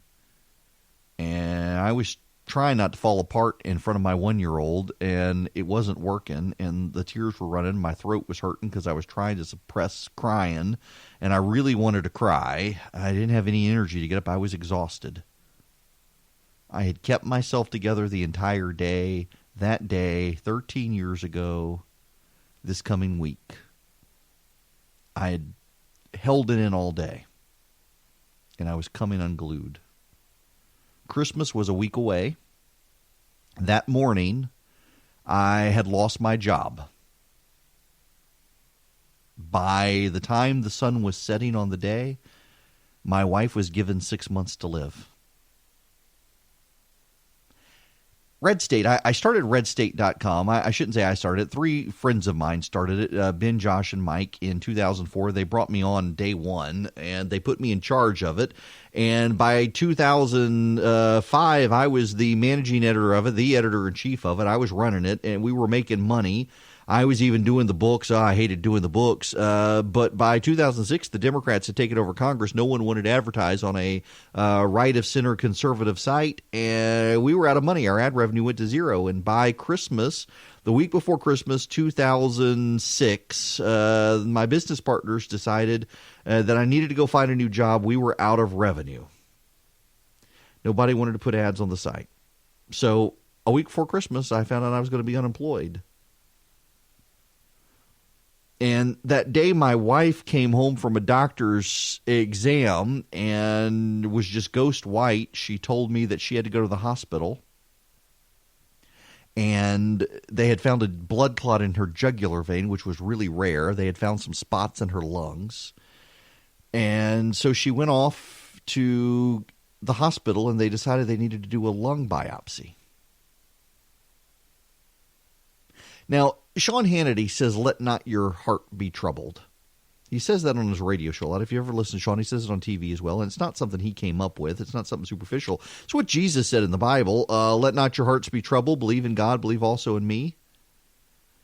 Christy and I got married in the year 2000, October 14th, 2000. It's very easy for me to remember how many years we've been married because it was the year 2000 we got married. And within the first 3 months of us getting married, in fact, it was the inauguration day, January 20th, 2001. We were in the hospital with her having a double mastectomy. She was 25 5 years old, 26 years old, having a double mastectomy. She didn't have cancer. We knew she was going to get it. Every woman in her family on her mom's side had cancer. We waited 5 years after that to have our first child. We figured there would be smooth sailing. But the Thursday before Labor Day in 2006, she called me from her office. She worked for Kirby Godsey, the president of Mercer at the time, and called me, and she sounded like she was dying. I mean, she said she was dying. And they thought she maybe had a pulmonary embolism, and if not, that it was a blood clot. So they rushed her to the ER. They scanned her lungs. They found some spots there. They weren't concerned about them, but decided it must be a gallbladder. So we went to the beach for Labor Day with her parents. They told us we could go. Within 24 hours, she was having emergency surgery at the beach because her bile duct was blocked. She was miserable. She spent a week at the beach recovering. I spent a week at the beach with my 1-year-old. I had spent my first year, or Evelyn's first year, my daughter, traveling back and forth to Washington. I'd left my law firm to take a new job as we were getting Red State started. Had no memory of our first year. So we hung out at the beach together while Christy was in the hospital recovering. When we got home, we found a message on the answering machine from the local hospital in Macon saying they had seen something. Please come back. She needed surgery. Good timing on their part. So she got back to the doctor the week before Christmas in 2006 to have the spot checked in her lungs, and they found this blood clot in her jugular vein. The doctors were worried about the clots and the spots. They decided to do a lung biopsy. It was raining that day, and they called me down a back hallway into a windowless little room with her parents. Well, I shouldn't say windowless little room. There was one window. You could see out into a corridor that was behind security doors. Nobody on the hall. And they told me that they had, pathology had decided it was a very aggressive form of cancer. It had spread to her lungs. It was late stage. There was nothing we could do. She had about 6 months. So there I was, a week before Christmas in 2006, soon to be unemployed, sitting in the mud as the sun set, in the rain, holding a 1-year-old, crying, with a wife who had 6 months to live. I got my daughter cleaned up eventually. We got inside, got dry, got her fed, got her in bed, had relatives come take care of her so I could go back to the hospital. You know, I had to be the one to tell my wife she had 6 months to live. The doctors had to go to the ER to help in the ER, and so I was the one who held her hand and looked her in the eyes as she woke up from anesthesia and said, they have figured out you've got cancer and it's too far gone and there's nothing we can do. There's nothing they can do. And she didn't believe me. And I got back to the hospital and I told her again, by this time our preacher was there. And I told her again, I said, sweetheart, they said there's nothing they can do. It's too far gone. We've got about 6 months. And we had conversations the way you have conversations when you think you're going to die. She didn't think she was going to die. I thought she was going to die. I knew she was going to die. The doctor said she was going to die. So we had those serious conversations. What if? What do I do? Do I remarry? Do I not? Do I stay in Macon? Do I move to Carrollton to be close to her family? Do I move back to Louisiana to be close to my family? What do we do? In the course of the conversation, the surgeon came in and told us that everyone had reviewed the biopsy. Pathology had looked at it again, and they were sure it wasn't cancer, and she wasn't going to die. They didn't know what it was. They'd never seen it before, and they were going to send it off for study. It had been a complete misdiagnosis. Turns out she had a benign condition. Within a day or so, Eagle Publishing, a group in Washington, D.C., reached out and wanted to buy Red State, and they kept me on as an employee. So I had my wife, and I still had my job. Now, fast forward 4 years from 2006, I hadn't had a pay raise. We were dependent on my and Christy's income. I was on her insurance because my insurance was too expensive. But this lung condition she had, though benign, caused her issues. And she wanted to stay home. She wanted to be with the kids. She wanted to raise the kids. Dr. Laura said, be a stay-at-home mom. She wanted to be a stay-at-home mom. I went and got an application to get a job at Dillard's to sell suits. I mean, we were going to lose her income, but we were going to take a leap of faith. We were going to pray about it, and she was going to leave her job. And I mean, literally the next day, I used that intentionally. It was literally the next day. I got a pay raise, and it was dollar for dollar what she was going to be losing. And I thought, you know what? God's got this. A week later, CNN came calling, and they offered me a job at CNN. I would not have been able to get the job I had at CNN had Christy not stayed home with the kids, because I would have to travel a good bit for CNN. And so Christy needed to be home with the kids. And so she was able to stay home with the kids. And then CNN comes calling, paying me more money I'd ever made in my life. And God's got a plan. He took care of us. A year later, I was filling in on the radio here in Macon on WMAC, which, by the way, I'll be back on WMAC next week. They're going to start carrying this show next week. And I was on the radio. I was volunteering. It wasn't my show. And Cox Media Group needed someone to replace Herman Cain on their station in Atlanta. They thought I had a show, and they reached out to me and put me on the radio for him. Totally thought it was my show. It wasn't. Now, I'm telling you all of this because this is the holiday season, and people start to look back and fret and wonder what they've done with their lives and what are they going to do with their lives, and make their 1 week plan, their 1 year plan, their 3 year plan, their 10-year plan, their ultimate conquer the world plan. And then they realize they haven't conquered the world, they haven't met their plan, and they start getting depressed. And I'm telling you, God's got a plan. I'm telling you all this because I don't believe in coincidences. I don't believe in luck. I believe there's actually a big guy upstairs. I have experienced way too much in my life to think it's all atoms and physics and chemistry and coincidence. We've had pain in our house and misfortune and sadness. We've had a lot of joy too. I'm telling you, my life is proof. My career trajectory is proof. God's got a plan. There's a man upstairs. You have no idea where he's going to lead. You're frustrated. You may be in a waiting room. You may not be able to see his plan. You may think that he's forgotten you. You may think you're stagnant. You may be anxious. You may be bored. You may be frustrated. You may be feeling like a failure. You may be giving up. You may just be settling into mediocrity. God's got a plan. Maybe he's trying to teach you patience right now. Maybe you just need patience. God's got a plan. I'm a natural pessimist. My family motto is, why pray when I can worry? But I'm actually pretty optimistic. As a pessimist, I'm an optimistic pessimist.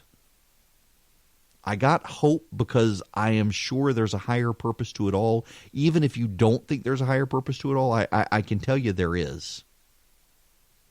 There's not just rudimentary day-to-day existence in which we're living. There is a master plan to it. And I don't know what the master plan is for you, for me, what the master plan is overall, but we're all part of it. Some of you don't believe that. Some of you have rejected it. Some of you used to believe it, and you've decided, no, it's not for me. No, we get up, we work, we go to bed, we eat, we sleep, and that's just it. And then we die, and everyone forgets us.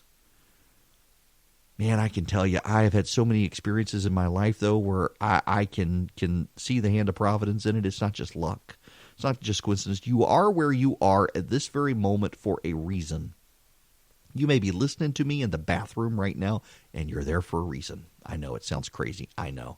But listen, choosing to let not your heart be troubled, it's not easy. It's often hard. I mean, look at the news. We had terrorists shooting on a naval base last week. We've had random shootings around the country. Just yesterday, there was the violence in New Jersey. You got politicians and citizens at each other's throat. Everybody's tribal. The whole world looks like it's gone nuts, and you're the only sane person left. But the world's always been crazy. The world's always been nuts. We're just more noticed. We notice it more. We pay attention to it more because of the internet these days. Bold events shock the conscious, but they also get ratings and headlines, so they're what's played up, and it makes you panic. It makes you stressed out. It makes you nervous. It makes you worry. Back in my day, this didn't happen, except it did. You just didn't hear about it because you didn't have a 24-hour internet news cycle.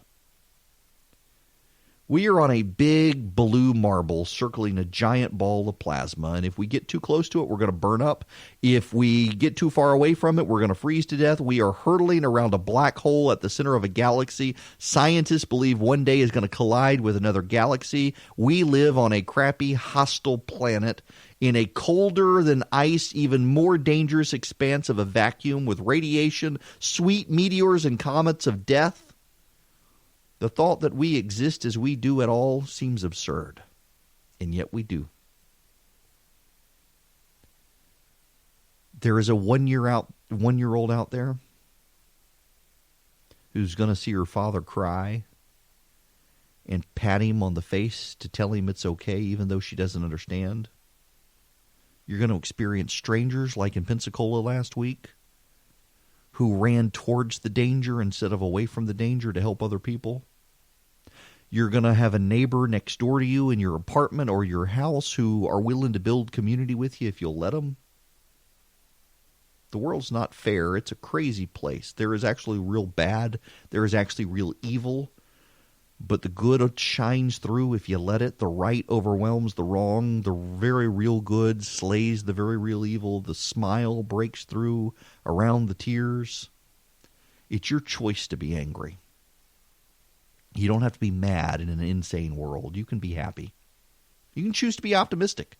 You can choose to let not your heart be troubled. You can choose to not let the politics of the day drag you down in despair and anger and tribalism. You don't have to have a spittle-filled rage about the impeachment or what the Democrats are doing or what the president is doing.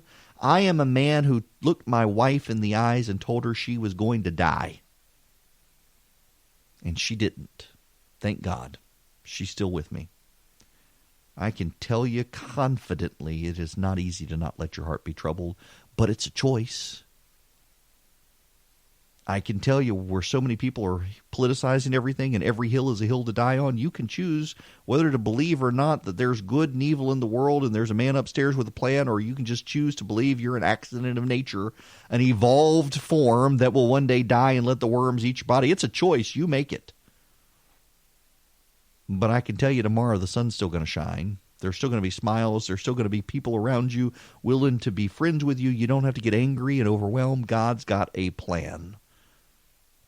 13 years ago, God threw us a curveball. I lost my job and I nearly lost my wife. And it was a misdiagnosis. But do you know if my wife was not misdiagnosed in 2006, in 2016 we would have never gotten a call from the Mayo Clinic saying we think your wife has lung cancer. Because of the misdiagnosis in 2006, they reached out to us in 2016 and said you need to come in for a checkup. Had we not had that happen, we would not know she has the lung cancer she has. And we were able to catch it and get it treated and get a plan because God's got a plan. He's got a plan for you. He's got a plan for me. Let not your heart be troubled. Christmas is coming. The New Year's coming. You're going to get reflective. You're going to start worrying. You're going to start thinking you haven't met your goals. You're going to start thinking you got new goals you got to meet. You're going to be freaked out about what you're doing in your office, what you're doing in your career, how much money you're making, how much money you're going to make, how much debt you have, what your family's doing, what your kids are doing, what your kids are going to do, what your wife is doing or your husband's doing, what your spouse is doing, what your ex is doing. Not doing what you're doing. You're going to be stressed out. You're going to be worried. You're going to be trying to make the holidays picture perfect and happy. You got to make a constant, consistent, conscientious choice to enjoy your life and where you are. And understand, even though you don't see it and you're frustrated, God's got a plan and you're in it. You know, I mentioned that Time has made Greta Thunberg the person of the year. And several people are you know the cat meme, the Real Housewives woman who's pointing at in the direction, and there's the angry the white cat with a scowl on its face. Someone has photoshopped in the white cat as Time's person of the year. Oh, that's the internet I'm here for. It's wow. The whole thing is crazy. By the way, before I get out of here, I got a story. Where did I see this? WRDW it reports that the U.S. Department of Agriculture is putting up nearly $1.5 million to help control Georgia's wild hog population. The funding is part of a program called the Feral Swine Eradication and Control Pilot Program. The funding will go to controlling the feral swine population, as well as educating people about the impact the animals have on natural resources and wildlife. Wild hogs are an invasive species that threatens everything from farms to sea turtles. They can be territorial and aggressive. Yes, they can. Some of the funding is going to go to restoration efforts. I'm wondering... I guess trapping and humane euthanasia for trapped swine or tactics appropriate. They're going to use other techniques as well. I think they should just use some of that $1.5 million to give us all bullets and we can go hunting. Hunt for the pigs. A buddy of mine was telling me the other day that He knows of some folks who put trail cams out all over some hunting land where the wild hogs are, and they go out and they've got suppressors on their guns and get out there when they see the hogs on the trail cam and shoot them with suppressors. The whole thing is hilarious to me. I have never been hog hunting. I've got a buddy of mine who was charged by a hog. They're smart animals. The hogs and turkeys are some smart animals, and I think there's part of them that they've got a human sense enough to gloat when you miss them or when they sneak off and you can't get them, and it makes you even more angry. That's just, I don't know, hogs or something. All right, before I get out of here, you need to know something. They are having the hearing right now before the Judiciary Committee in the Senate. And Chuck Ross from the Daily Caller is tweeting it out. It notes that Lindsey Graham asked if James Comey is vindicated by the Inspector General reports, and the Inspector General responds, "The activities we found here don't vindicate anyone who touched this." Horowitz tells Graham he's unable to say if political bias did or didn't motivate FBI agents to withhold information that undercut the Steele dossier, but that they clearly misrepresented the Steele dossier to the FISA court, and that Carter Page was never a Russian agent. The allegations against Carter Page from the Steele dossier were never corroborated. There was never any evidence of it. Man, sounds like Carter Page got a bad deal.